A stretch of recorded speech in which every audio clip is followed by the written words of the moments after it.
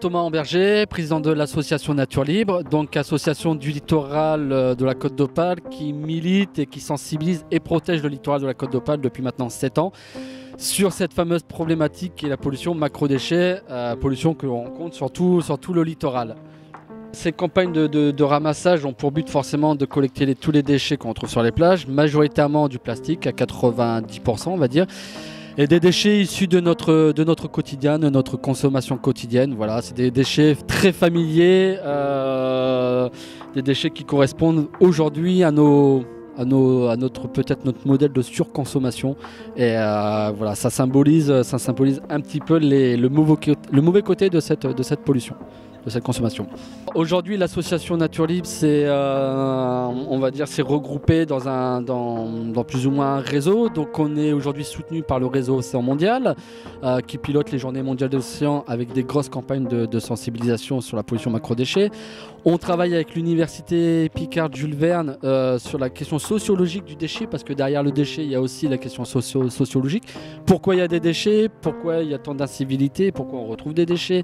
Et quel est le parcours du déchet? Donc ça, c'est des questions importantes. On travaille avec le parc naturel marin aussi, qui a mis en place une thématique macro-déchets pour sa question de la qualité des eaux.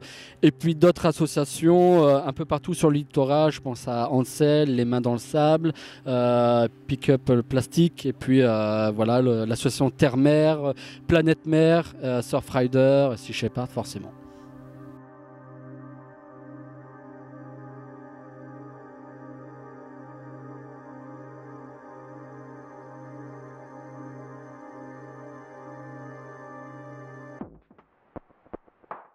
Alors moi je suis Christophe, le coordinateur du groupe local Sea Shepherd Lille.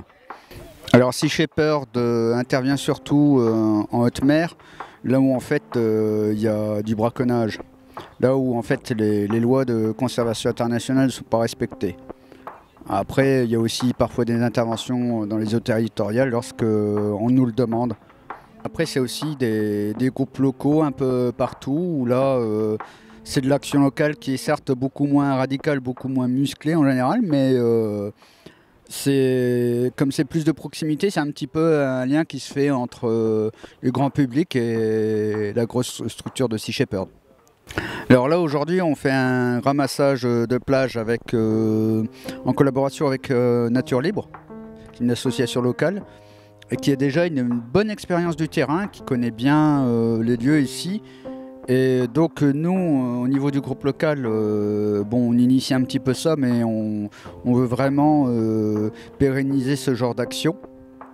Alors ça sera, je pense, encore beaucoup avec des collaborations, parce que c'est plus enrichissant, on profite de l'expérience de chacun.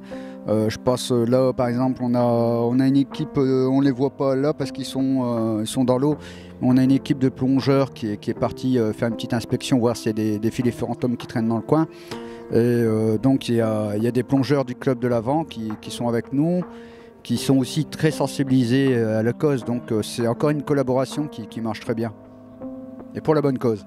Ce qu'on essaye de faire, c'est pas tout à fait comme l'opération Mare Nostrum, parce que c'est pas aussi imposant, aussi impressionnant.